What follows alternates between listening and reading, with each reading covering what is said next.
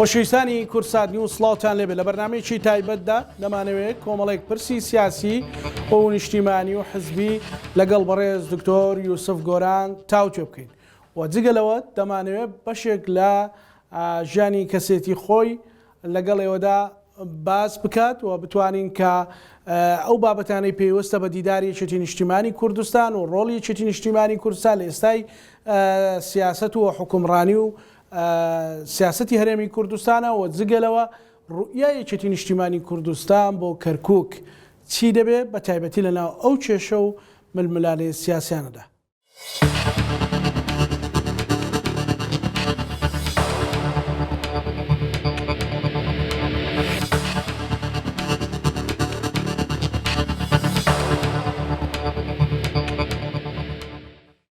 دووارە سڵاوتان لێبێ بینەرانی خۆشەویست وەکوی لە پێشەشیدا باسمان کرد بەرنامەکەمان جیاواز لە بەرنامەکانی ناو ستۆدیۆ ئەمانەوێت جگە لە پرسە سیاسیەکان باسی هەندێک تایبەتمەندی بکەین وەکو باسمان کرد میوانەکەی ئەم شەومان بەڕێز دکتۆر یوسف گۆران دامی مەکتەبی سیاسی یەکێتی نیشتیمانی کوردستانە. بەڕێزیان تەجروبەیەکی سیاسی و کادیمی و زایدن ئیداریشی هەبووە وەزیر بۆ لە حکوومەتی هەرێمی کوردستان جا لەگەڵ جدیاتی کارەکانیەوە و بە چەندیشتیشەوە هەندێک لە وردەکاری ژیانی و ئەوانەی کە ڕەنگە ئێوە نەتانزانی بێ باسی لەوە کرد. دکتۆر زۆر سپاس بۆ دەرفەت زۆر سپاس. سەرەتا من بەرەوەی بچینە ناو جدیات ئەزانم زۆر سەرقاڵی مەسەلەی دیداری و بابەتی پرسەکانی دیکەی استراتیژی بەڵام مەکتەب و منداڵی جەنابەت لە شۆ دەستی پێکرد دکتۆر. بەڵێ من ناوم یوسف سەمەد لەتفڵایە لە 1968 لە کەرکووک لەدایک بووم لە گەڕێکی ڕەحیماوە پەروەردە بووم لە ساحەت تایاران لەدایک بووم بەڵام بیرم نایەت کە زۆر مناڵ بووین هاتینە ڕەحیماوە ئیتر من هەر لە ڕەحیماوە لەدایک گەورە بووم و مەکتەب سەرەتایی و متەوەستە و ئەعدادی هەمووی لە کەرکووک بووە. ساڵی 86 چوومە بەغا بۆ کۆلیجی یاسا کۆلیجی یاسام تەواو کرد لە 86 لە 90 تەواوم کرد لە 66 وەرگیراین پاشان ئیتر ژیانی سیاسی و حیزبایەتیمان هەلەوێ شۆ دەست پێ کرد. نا تقریباً ئێمە توانین بڵین لە 85 پەیوەندیمان بە ڕێخستنی هێنیەکان هەبوو کۆمەڵی خوێندکاران و کۆمەڵە و ئەو کاتە لە ساڵی 85 گەر بەڵێ لە ئەعدادیە بووم ئەو کاتە لە 5 ئەعدادیە بووم بەڵام دوایە چوومە کولیە و لەوێش خەڵکی زیاترم ناسی بەڵام لە دوایەوە لە دوای ڕاپەڕین زیاتر هاتمە ئەو ناوچەوانەی کوردستان کە ڕزگار کرابوو لە نەوتێکەوە لە ناوچە ڕزگار کراوەکانی هەرێمی کوردستان. ئەلە سلێمانی سەرەتا لە دهۆک بووم. لە دهۆک بووی؟ بەڵێ ئاواری دهۆک بووم. ئاوارەکانی کەرکووک هەموو شوێنێکیان کردووە. لە دهۆک بووم پاشان هاتمە هەولێر تواشان دوای سوێکی ئاب هاتمە سلێمانی. زۆر باشە. سیاست حەزێکی خۆت بوو یان حەماسە کوردایەتێک کە تۆی هێنایە ناو سیاست؟ وەڵڵاهی ئەتوانم بڵێم ئەگەر مەوزوعی کوردایەتی و تعریب بە تایبەتی لای ئێمە شاڵاوی تعریب زۆر بەقووەت بوو. ینی هەوری وەرگرتنی ناسنامە زمان مێژووی خۆت لێت وەربگرنەوە ئەوە زۆر پاڵی پێوە ناین کە ڕووبکەین لە سیاست. دەسابن وەکو خۆم زیاتر زۆر خولای شتە زانستیەکان بووم شتە علمیەکان بووم بە تایبەتی فیزیا و فەلسەفە و ئەو شتانە. دکتۆراکەش لە قانونە؟ بەڵێ دکتۆراکەم لە قانونی دەستوریە. سەرکەوتوو ئینشاڵڵا. ڕۆتیناتی ڕۆژانەت لە ئیشوکاری سیاسیە چۆن دەست پێەکە؟ وەڵایی من لەبەرەوەی پێشتر باگراوند لەبەری لە مامۆسای زانکۆ بووم هەر خولای خوێندنەوەم زۆر هەبووە. ئێستاش هەر تەقریبەن ئیشەکەم زیاتر ڕەبتە بە خوێندنەوە و بەنووسی. توان بڵێم هەموو بەیانیەک پێش 7 هەڵاسم ینی بۆزیسی خۆمەکەم مەلە زیاتر ئەەکەم و هەندێک جار ڕێکردنیشەکەمە حەزم لێتی لەبەر تەندروستیان حەزیشی تایە حەزم لێتی ینی پاشان دێمە سەر ئیشەکەی خۆم کە هاتم ئیتر نازام کەی ئەڕۆمەوە جاروایە تا ئێوارە تا چی لێ ساندویتەوە دکتۆر؟ وەڵڵای زۆر شت هیوایەتی ئێمە ینی مەسەلە زانستیەکان پێشەمو شتێ مەسائلی خوێندنەوە ڕاست ئێمە ئێستش هەر ئیشەکەمان خوێندنەوەیە بەڵام ڕەنگە هەندێک بابەتی خوێندنەوە هەبێ کە تۆ حەز دەکرد زیاتر چەند بۆ نمونە من زۆر حەزم لە فیزیا بوو حەزم لە ئەسترۆنۆمی بوو فەزا و ئەوانە لە مناڵیە هەر زۆر خولیای ئەوەم هەبوو تا ئێستاش زۆر احتیماماتم بە مەسائلی فیزیا و فیزیای گردوونی هەبوو ئێستش چەندین تەلەسکۆپم هەیە لە ماڵەوە هەر ینی خولیاکە دوازە سیرەکەم ئێستش جار بەجار ئەگەر جەو باش بێ بە تایبەتی سەیری ئاسمان و گردوون و ئەوانەکەم ئەنێ خولیات هەر ئیدامە پێداوە هەر هەیە و ئەتوانم لەم گەشەشم پێداوە بۆ لەبەرەوە ئێستا وەسائلی زیاترە ئەتوانی تەلسکۆپی باش بێنی کتێبی باشتر هەیە بەدوا هەر سێ بکەی لە گوگڵ و لە ئای و ئەوانە دنیا شتە داتێ ئەمانە مەسەلەن ڕەنگە بەشێکشیش پەیوەندی کۆمەڵایەتی کەمتر تەسیر لێکا کە تۆ خەریکی ئەم هەموو ئیشەبی ڕەنگە کەمتر بتانی خولای ئەو ئانی مەجارت ئەوێ بپژێتە سەرەوەی پەیوەندی کۆمەڵاکایت بەێستر بکەی ئەوە لە زۆر شتی دابراوین کە ڕەنگە حەز لە پەیوەندی کۆمەڵاتەکان هەیە دکتۆر تا ئاستێک تا ئاستێک بەتایبەتی من کەسێکی با بڵین لە شوێنی خۆمان نەبوومە لە کەرکووک لێرەین سەردانم بۆ کەرکووک کەمترە لەوەی کە پێویستەکە زیاتر بێت ڕەنگە وەسەتی ئەکادیمی خۆم مامۆستاکان ئەو هەڤاڵانە زیاتر حەز بکەین یەک ببین بەڵام ژیانی سیاسی زۆر جار یا ژیانی حزیوات لێکە تۆ پێوەستبی بەو ژینگەی کە پێویستە کاتیایی بیت. تا بابینە سەر مەسەلەی نزیکترین بابەت کە ئێستا جەنابەت تیا ئەژی و لە ناوێ کارەکەی لەگەڵ هەڤاڵەکانت ئەویش دیدارە دیداری چێتی نیشتیمانی کوردستان بۆ خۆی ئەمە لە دیداری یەکەما زۆر مناقەشە کرا من بیری ئەو مناقەشەی زیاتر کاخقوا زۆر خولیای ئەوە بوو کە ئێمە مناقەشاتێکی زۆر لە ناو کادرانی خۆمان ئەوکەوەی کەڵێن ئیعادەی تعریفی ڕۆڵی کادر بکەینەوە ئیعادەی تعریفی ڕۆڵی حزب بکەینەوە لە جیهانێکە گۆڕانکاری بەسەردادێ زۆر توڵ و وەسائلی تازە دێتە ناو ژیانی سیاسی و حزبیەوە کە ڕەنگە کادرەکانمان تیا ئاشنانە بن بۆیە ئەو کاتە ئەو مناقەشانتانەمان کرد کە ئێمە ڕەنگە پێویستمان بۆەوە هەبێ کادرەکانمان زیاتر بینە ناو فەزایەکی کراوەتر مناقەشەیەکی زۆرتر گفتوگۆی زۆرتر بەڕووی گەنجانە زیاتر بکرێنەوە بەڕووی ژنانە زیاتر بکرێنەوە قسە لەسەر ئەو دەقانە بکەن کە پێشتر لای ئێمە وەکو دەقێک باو بوو وەکو نەرید بوو لەسەر ڕێخستنەکان لەسەر سیاسەتی گشتیمان لەسەر ئایدۆلۆجیەتی یەکێتی هەموو ئەم شتانە سیاسەتی حکومیمان سیاسەتی کۆمەلگاییمان ئەمانە پێویستمان بەوە هەبوو زیاتر لە کادرەکانمان نزیک ببینەوە لە ڕێی ئەو کادرانەوە زیاتر لە خەمەکانی خەڵکش نزیک بینەوە پێم وایە ئەمە لە دیدار یەکەمان زۆر مناقەشەمان کرد تاوای لێهات دەرەنجامی دیدارەکە بووە بەشێک لە توان بڵێم تەوسیات بۆ کۆنگرە و لە کۆنگرس چۆن ناو پەیڕەوی ناوخۆ یەکێتی ئێستا دیداری یەکێتی بەشێکە لە پەیڕەوی ناخۆ یەکێتی و دەبێت ساڵانە یەکێتی وەک نەریتێکی تازە بیکات. لە دیداری یەکەمە توانیتان تا چەند ئامانجەکە بە پێکن وەکو کاروباری حزبی؟ بەڵێ ئێمە خۆتەزانی لە دیداری یەکەمە زۆر ناوچەمان کە زیاتر لە توان بڵێم 14 بۆ 15,000 کادر هاتە ناو ئەو ئێڤنت و ئەو کۆنفرانسانێک کە کردمان دەیان و سەدان پرۆژە هاتە بەردەم سەرکردایەتی یەکێتی لەو پرۆژانە ئەگەر هەڵە نەبوو 400 شتێ بوو 460 شتێک پرۆژە کە کورتکرا و ڕێکخراوە بوو وەکو پرۆژە و هاتبوو بەردەممان لەوە ئەتوان بڵێم زیاتر لە 150 ئەو پرۆژانەمان جێبەجێ کرد لەم 2 ساڵی کە لە بەردەستمانە بوو بەشێکشی مرتەبتە بە کات و بەشێکی مرتەبتە مەسەن بۆ نمونە ئێمە پرۆژەی دەستوری هەرێمی کوردستانمان هەبوو و ئەمە چەندین پرۆژەی لەسەر هاتە بوو ئەو دەستورە نەمانتوانیوە ئێستا تێیپەڕێنین تاکو بتوانین ئەو پرۆژانەی کە لە دیدارەوە هات بەڵام ئامادەیە بەڵام ئامادەیە لە دیداری یەکەمە حاضر بوو ببوورە ئێستا ئەزان تێڕوانینی کادرەکانتان بۆ دەستور چییە؟ بزەبت ئەتوانین چونکە ئەمە لە دیدارە لیزرێکی تایبەتمانە بوو بۆ دەستور و نیزامی سیاسی ئەزانین ئەگەر سبەی هەر پرۆسەیەکی دەستوری لە هەرێمی کوردستان بێتە ئاراوە ئێمە دەستورێکی حازرکرا و پەسەندکراوی کادرەکانمان هەیە کە بتوانن بڵێن ئەمە دید و بۆ چوونی ئەمێ بە دەستوری هەرێمی کوردستان. بۆ دیداری دووەم تۆزێک ستایلەکەتان گۆڕی مەسەن کۆنفرانسات نۆ کۆنفرانستان کردوایە ئەو کۆنفرانسانە مەسەلەن بەنیەتی ئەوەیە قوڵتر ببنەوە ورتر ببنەوە بۆ خواری خوارەوە هەم کەسێک بتوانێت بەشدارکە. بەڵێ خۆی ئێمە بۆ دیداری دووەم تۆزێک سلوبەکەمان گۆڕی بەڵام لە شتە عامەکانە وەک خۆی مایەوە. شتە عامەکان ئەوەی کە ئێمە زیاتر هەر نزیک بینەوە لە کادرەکانی خۆمان ڕاو بۆ چوون و پێشنیارەکانیمان وەربگرین.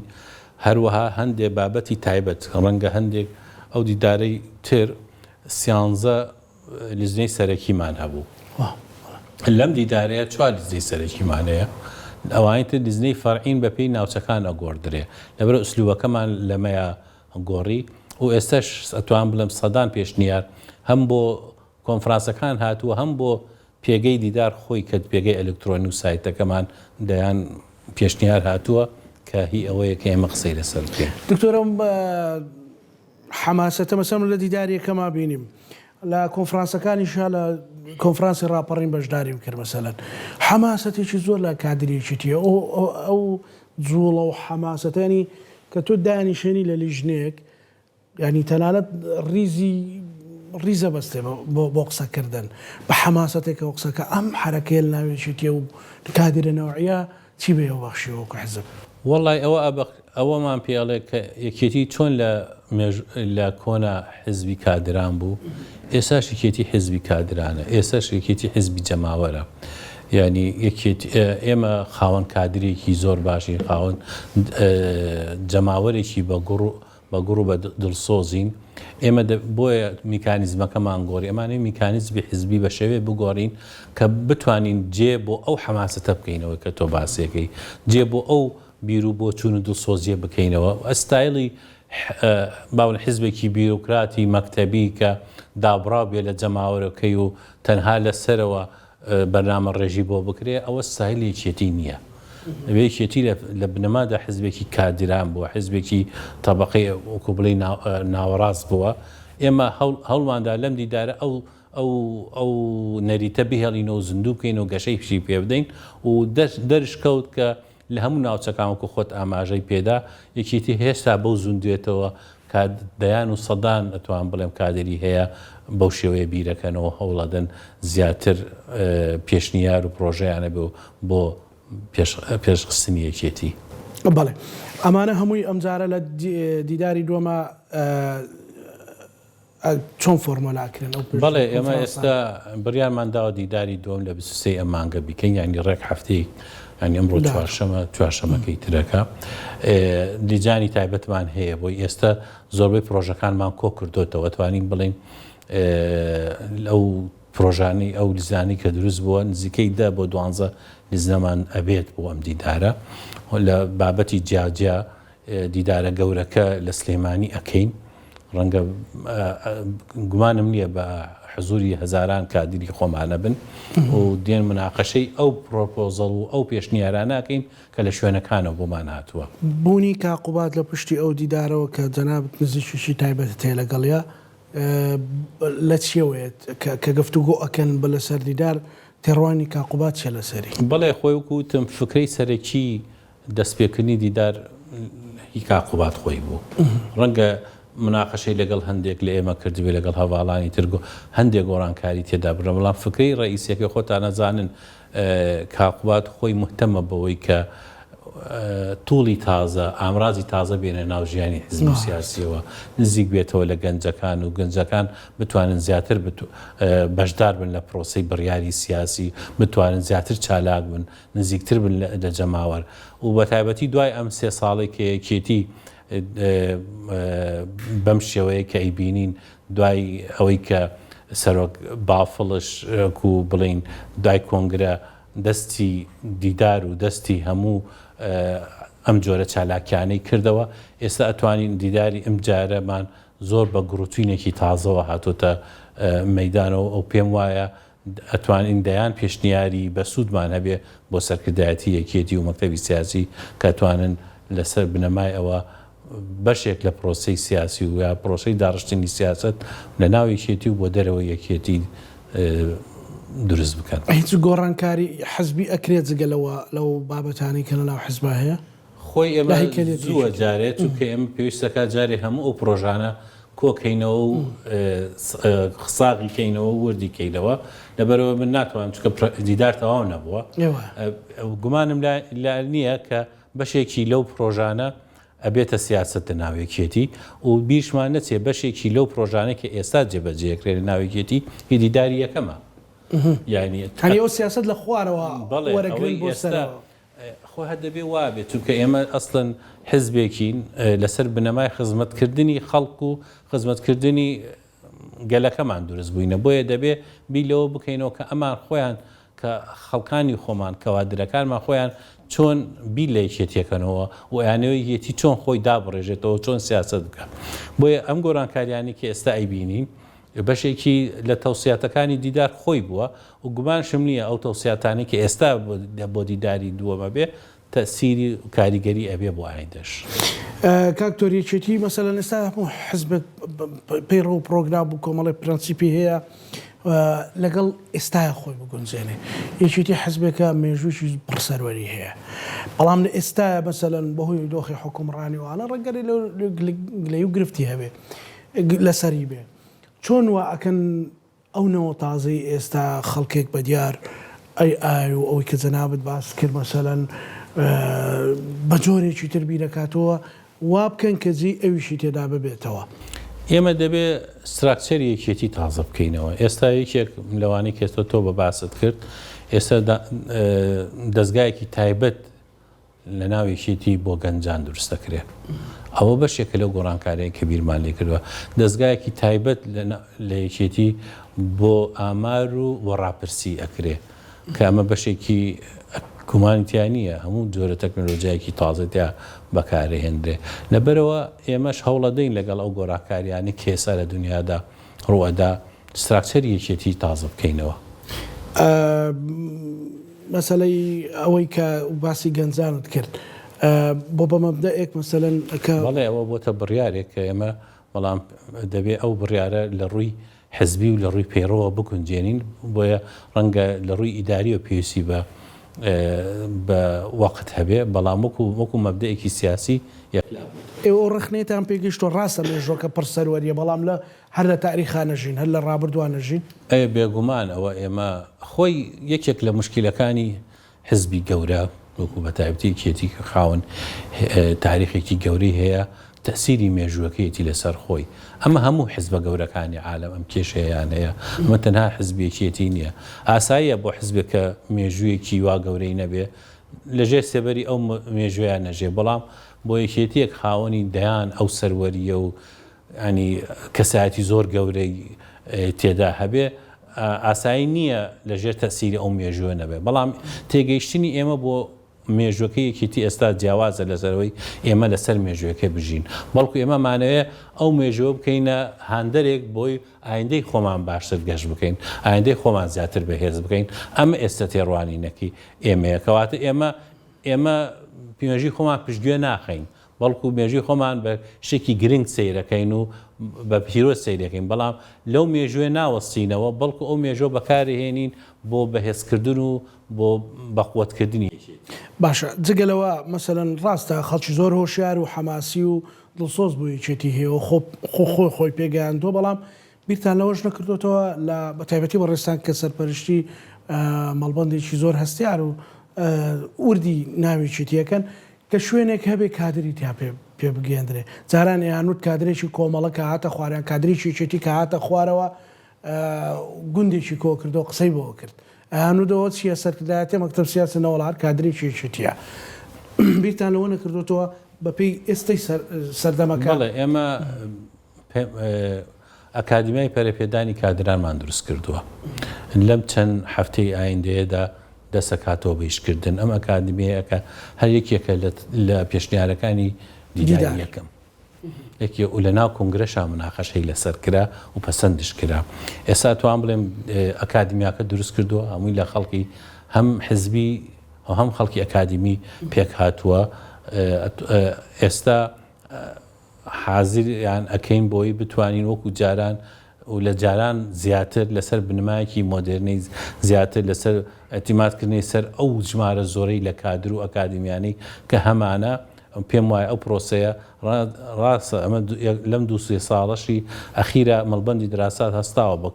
بەکردنەوەی چەندین خولی جیاواز بۆ کادرەکانمان بەڵام وەک ئەکادمیایەکی تایبەت کە تەنها ئیشی ئەوە بێ کە پەرە بە تواناکانی کادرەکانمان بدا ئەتوانم بڵێم لە چەند هەفتەی داهاتوودا دەست بەکارەکانی لانی کەم ئەوە بکەنە دەرفەتێک بۆ نمونە کاک تۆرگلەی زۆر جارەوە کرێڵن کەسێک خەڵک هەیە پۆستێکی حکومی یان پەرلەمانی یان شتێک چۆتە ئەوێەوە این باگراوندی حزبی زۆر لاوازە ئێرە بکرێ بە بڕوانامەیەک ئەی سیڤەکەی لێوە نەژیرێ بەوە پۆستێک گەر ئەو پەیمانگایی نەبێ بۆ داهات و مەرجێ بۆ ئەمڕۆ بێ بیرتان لە شتێکی لەوها نەکردەوە بڵێ ئێمە شتێکمان ئەلان کردو ناواناوە دوبلۆمی کاری حزبی بزەبێتەوە ئەو دوبلۆمی کاری حزبیەت کادر تیا وەرەگیرێ دوایەوەی کە بە ئۆنلاین تەقدیمێکە بە مقابلەش وەرەگیریە دەبێ هەندێک مەرجی تایبەتی هەیە کە تایبەتە بە تەمەەن نابێت لە 28 ساڵ گەورەتر بێ لە بینی 18 بۆ 28 و ئاستی خوێندنەکەشی دیاری کراوە پاشان بۆ چەندین مانگ لە نێوانی 7 بۆ 8 مانگ لەو ئەکادیمایەتە خەڕوجەکە هەموو شتانی کە تۆ باسیەکەی جگەلەوە بزگە لە مێژووی یەکێتی و بیر و بۆچوونی یەکێتی و ستراکچەری یەکێتی و پەیڕەوی ناخۆ هەموو شتە تازەکانی تایبەت بە شێوەی کاری ڕێکخراوەکان مەسایلی تەکنەلۆژی سۆسیال میدیا تەنانەت دوبلۆماسی و کاری ئیداری و حکومیشی تێدا هەیە ئەوە بۆ بە بڕیاری لەسەردرا و خەڵکیمان وەرگرتووە بەڵام بەس ماوە دەست پێ بکەن دەوام بکەن کەواتەوە شتێکی خۆشکەرە بۆ کادرانی حەزب لایەنگرانی حەزب زۆر جارەڵێن کەسێک بۆ بە مدیر عام نەیزانیوە مەسەلەن پرەنسیپەکانی شتی بە باشی بزانێ کاکتۆر هەرچەندە بەڕێزت مەکتەبی سیاسی یەکێتیت بەڵام دۆخی ئێستا یەکێتی لە ڕووی ناوخۆی هەرێمی کوردستان و عێراق لە چ ئاستێکا بینی وەڵی من پێم وایە هەر کەسێ بێوێ دۆخی ئێستا یەکێتی بزانێ باشترین شت هەر لە ڕووی علمیەوە بە بەراوردی کەی لەگەڵ کاتێکی تر ینی پێش 3 ساڵ پێش 4 ساڵ یەکێتی و پێش ئێستا یەکێتی هەر بەراوردی کەی ئەبینین یەکێتی توانی لە دوو هەڵبژاردننا بیباتەوە یەکێتی توانی محافظی کەرکووک بباتەوە یەکێتی توانی پەیوەندیەکی بەهێز لە بەغدایە دروست بکە یەکێتی توانی کە علاقاتی دەولی خۆی ڕێک بخاتەوە یەکێتی توانی چەندین پۆست لە محافظەی مووسڵ وەربگرێ و قایم و مدی ناحیە و هەڵبژاردنەکان شاهدی ئەوەن کە ئێمە دەنگمان چەندێک زیادی کردووە هەر ئەمە خۆی بەسە بۆی بەراوردی دۆقی یەکێتی بکەیت پێویست ناکە هیچ شتێک کە علاقەی بە ئینشائیاتە بێ ئەم بەراوردە کە لە ڕووی علمیەوە ئەرقامە قساکە ئەزانی لەم 3 ساڵەیە یەکێتی چەندێک گەشەی کردو و چەندێک پێشکەوتووە بەڵام لە پێش هەڵبژاردننا لە بانکشە خیتابێکی تۆند هەبوو ئێستا ڕەخنەیەک لەسەر یەکێتی هەیە کە خیتابەکەی نەرمە پەیوەندی بە چیەوە هەیە ئێمە هەڵبژاردنمان هەبوو ئێستا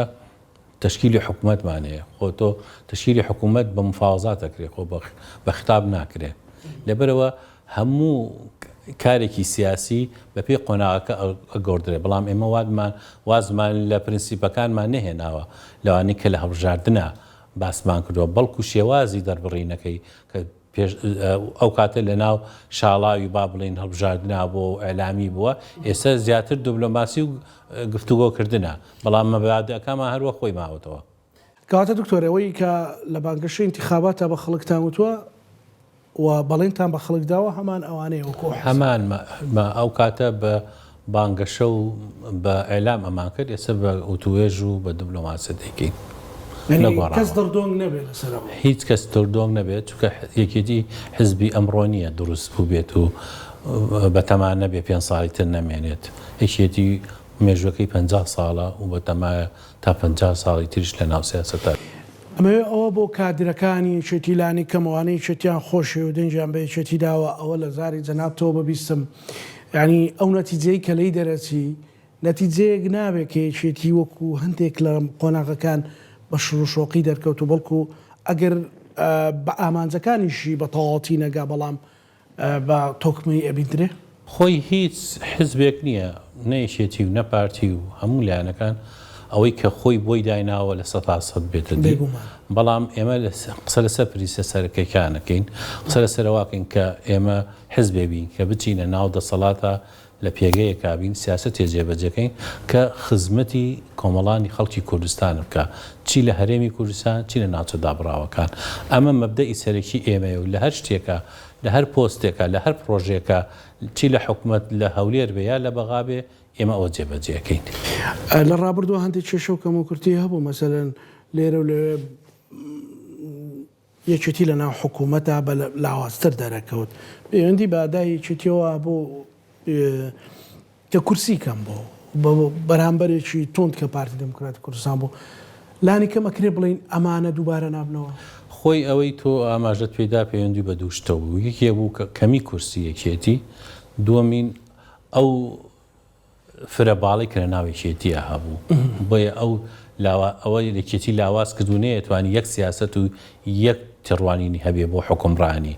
ئێستا ئەوەی یەکەمیان ئەوەی دووەمیان بە تەواوەتی نەماوە ئەوەی ئێمە ئێستا یەک دەستین هەموو شتێکمان نەبێ بڵێ باڵ و شتیوە تەکەتول لە ناوێکێتی یەک دەست و یەک ڕەنگین یەک ڕۆیامان هەیە بۆ مەسەلەکان ئەمە یەکێتی چۆنە ناوخۆیە بەهێز کردووە لە حکوومەتیشا بەهێزێکا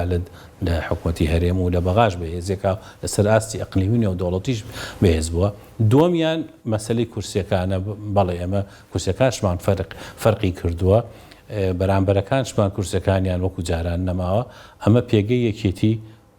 بێگومان لە حکوومەتی داهاتوو بەهێزترەکە با تۆزێک بێمە سەر بابەتێکی تۆزێک هەر سیاسی بە شخصی پەیوەندی جەنابەت مەلەزام لەگەڵ کاقوبادا زۆر تایبەتە ئەگەر کاقوبات تەلەفۆنێکت بۆ بکایان گفتوگویەکە لەگەڵا بکا بڵێ دکتۆر پێت باشم زارش بچمەوە حکوومەت چی ئەڵێ وەڵی ئەوە خۆی بەشێکی ئەکەوێتەوە سەر خۆی بێگومان بەڵام حەزیشەکە خۆشەویستەکانی خۆی ڕێیان هەبێ بۆیە ئەوە ڕەنگە ئەکەوێتەوە سەرەوەی کە ئێمە چی جۆرە حکوومەتی پێکەێنین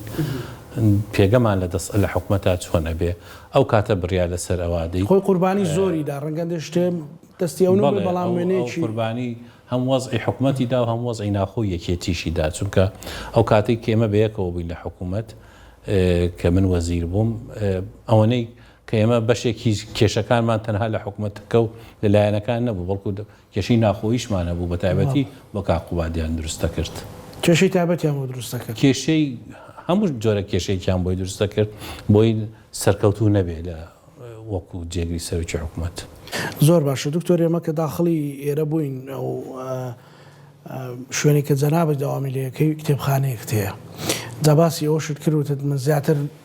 لایەنە زانستیەکەم کرد بوو لەگە خوێندنەوە چۆنی وڵا خوێندنەوە زۆر باشم ئەو کتێبخانەیە حەزەکەم بزانی وەختی خۆی کرد هەر لە کتێبخانەی سنتەی لە کۆنی استراتیجی بووە لە دوای سویەکی ئاب بن و کاک فەرید بەیەکەوە دروستمان کردووە توان بڵێم نیوەی زیاتری و کتێبانی کەی تۆی بینی ئێمە کڕیمانە لە بازار و لە مەعرەزەکان و لە مصر و لە ئێران و لە تورکیا و لە وڵاتانی دەرەوە بۆیە زۆربەی هەرە زۆری کتێبانی کە لەو ئەو هەزاران کتێبی کە لەوێ هەیە خۆم بە شخصی کڕیمە ئیس نەبچین بەشێکی گفتوگۆکەمان لەوێ تەواو باسی کتێب و کۆمەڵشتی تریش بکەین ئاسایی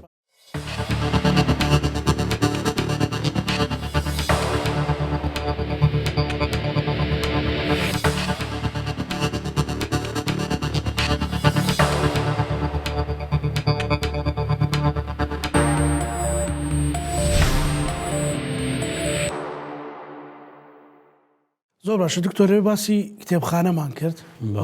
سوپاسەوە هاتینە کتێبخانەکەتان باسێکی ئەو کتێبخانەمان بۆ بکەوە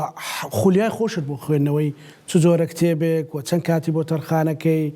و حەستەکرد چەند کاتی ترت هەبووە بۆی بخوێنیتەوە خۆی خوێندنەوە ئەوکو بڵێ من دەمێکە خەریکی خوێندنەوە توان بڵێم ئەوەی لە خەیاڵم بێ من پێشەوەی بچمە مەکتەبیش باوکم ئەو کاتە کتێبی شێعر و شتی هێنا ئەما خوێند کە چوومە مەکتەب زۆر شارم لەبەر بوو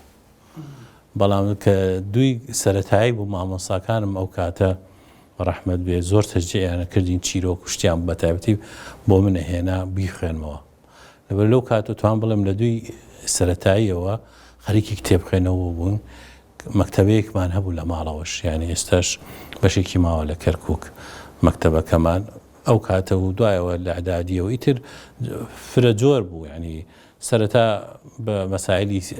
چیرۆک و شعر و دوایەوە هەندێک مەسائلی زانستی بەڵام کە چوومە عدادی و تێکەڵبوون بە سیاست و خولیا و ئەو کێشانی کە لە کوردستان ئەو کاتا بوو زیاتر بەرەو کتێبی سیاسی و ئابووری و فەلسەفی و تاکو کۆلیجمانتەواو پێشەوەی باسی کتێبەکان بکەین باسی شعرت کرد خۆت هەم مەرحەلەی ئینسان وایە بە هەندێک مەرحەلەیە تێپەڕێ عاتفیە بێ و ئەوانە هیچ شعرت نەنووسیوە ناوەڵام من زیاتر توان بڵێم زیاتر چکە باوکم زیاتر پەیوەست بوو بە شعری نیشتیمانی زۆربەی شعرەکان کە لەبەرمان بوو هەر هی بێکەس و هی گۆران و ئەو شعرانی کە باسی کوردایەتی و مقاوبەتەوەوانە کاتە لێرە ئەوانەی کە زۆر حەزەکەی خوێنەر بێتە ئەو کتێبخانەی بیخوێنێتەوە ئیسفادەی لێکا بۆ قەزی نیشتیمانێکە بۆ سیاسەکە کام جەناحەیە مەزیان کام بەشەیە وڵی ئەم مەکتەبە وتە بەما ئێمە لە دوای سوێکی ئابەوە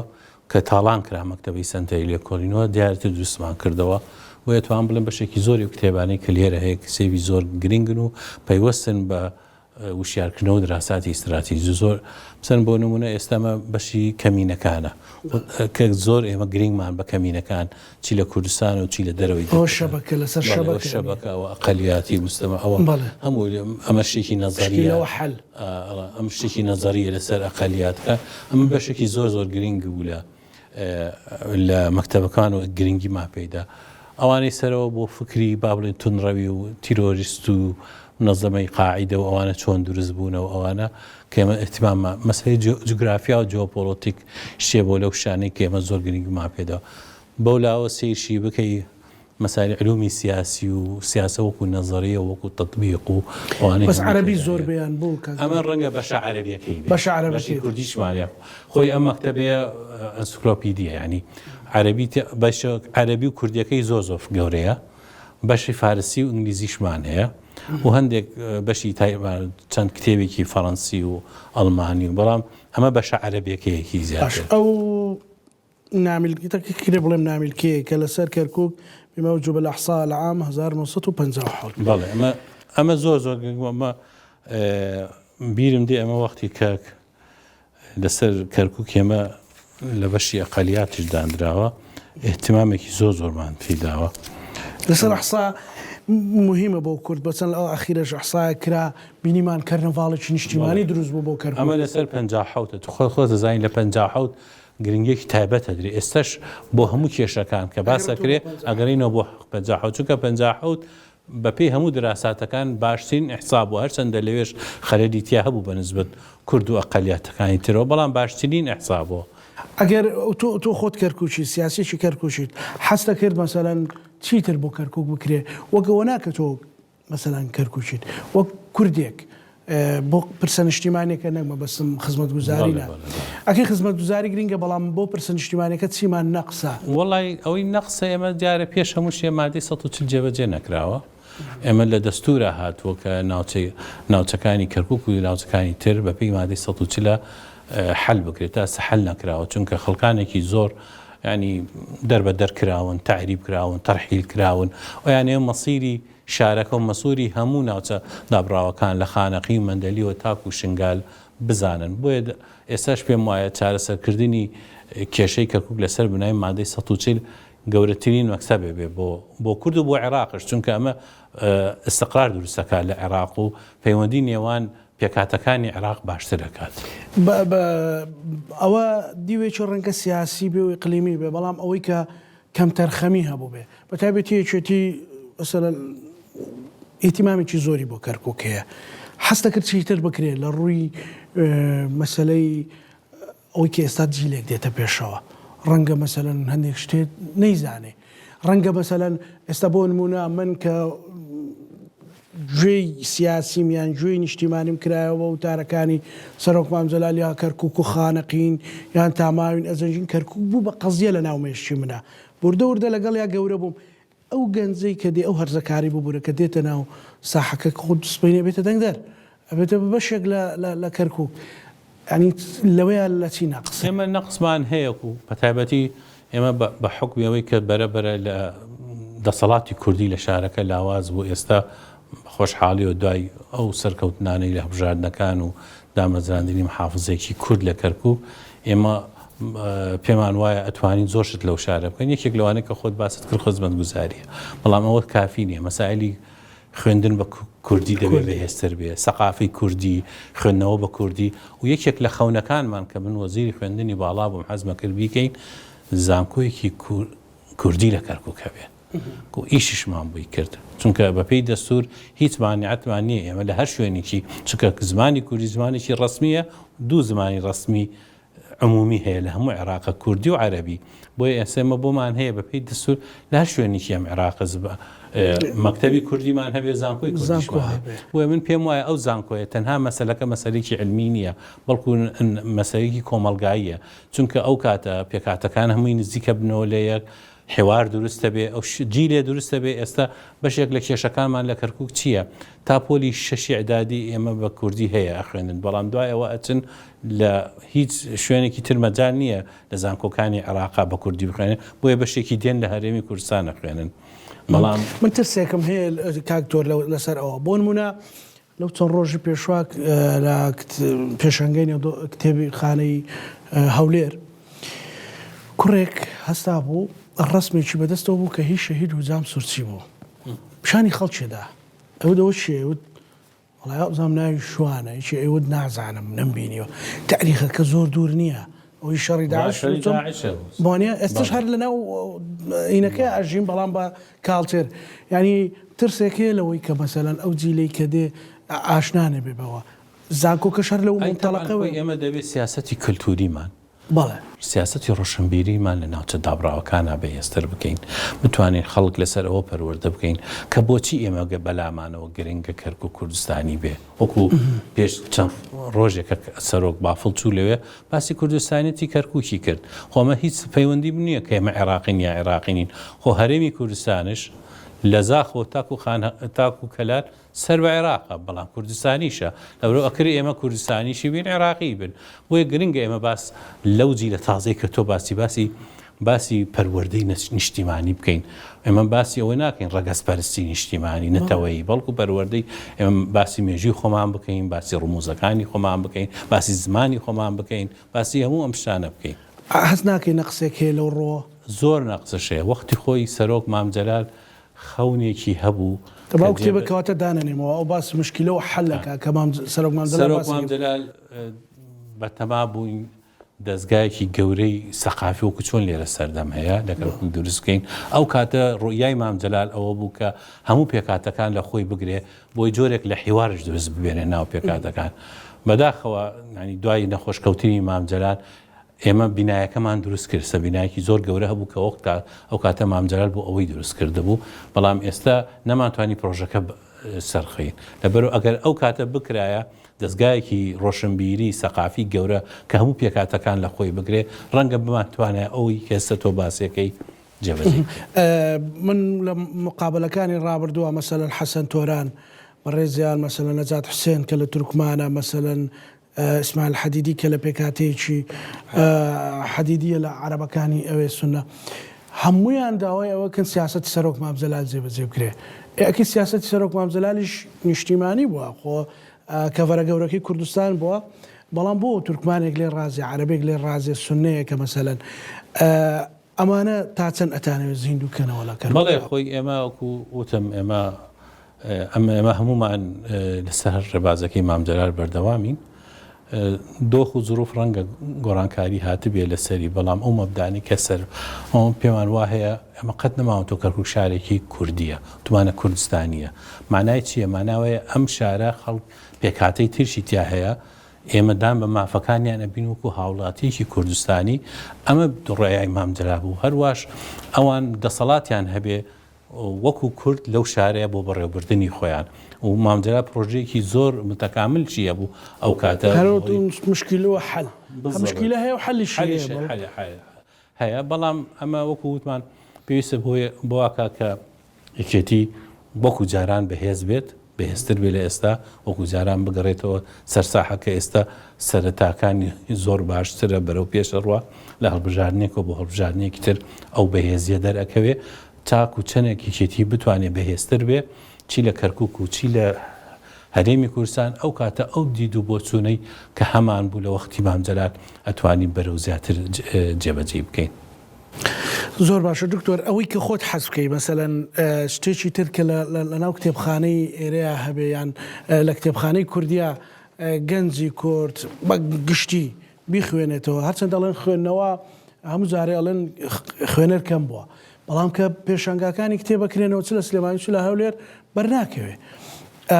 حەزەکەی مەسەلەن لێرە تەسقیفی کادر خەڵک بەتایبەتی کادریەکێکی لەسەر ئەساسێک بێ. وەڵی ئێمە یەکەمی شت ئێمە هەموو کادرێکی کتێبێ بزانێ ئەم حیزبە گەورەیە چۆن دروست بوو، چۆن گەشەی کردووە و ئەو دەستکەوتە گەورانی کە بۆ کوردستانی هێناوە چییە؟ بۆ یەک زۆر گرنگە ئێمە بزانین مەسلەی فدرالیات، مەسلەی بزودنەوەی ڕزگاری خوازی، هاوکاریکردنی برایانمان لە پارچەکانی تری کوردستان،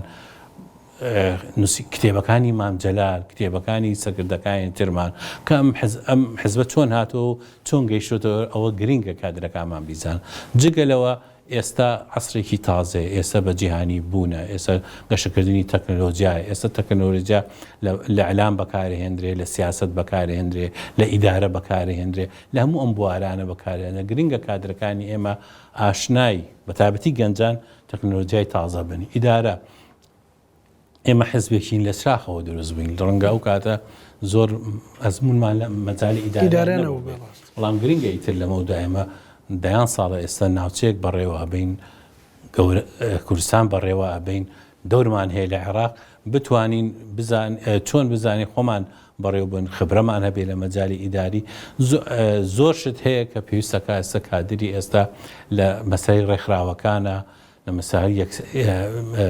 لە مەسائلی ژنانە، لە مەسائلی گەنجانە، هەمانە پێویستمان بۆ هەیە چونکە ئێستا ژیانی تازە لەسەر بنەمای ئەم پرینسیپانە بەڕێوەچێ. زۆر باشە دکتۆر، ئێمە وردە بەرەو کۆتاییەتی لە مقابلەکە مادومان کردی، سوپاس دەکەین. شتێک هەبێت وەکو پەیامێکی حزبی، وەکو پەیامێکی نیشتیمانی بۆ بینەرەکانمانەوانی و بەرنامەیە ئەبینن، سوپاس دەکەم. سوپاستانەکەم، هەرکتان کێشە. من پێم وایە پرۆسەی پەروەردەکردنی کادر زۆر گرینگە. حزبێک کە بیە خۆی گەشێ بە خۆی بدا، پێش هەموو شتێ دەبێ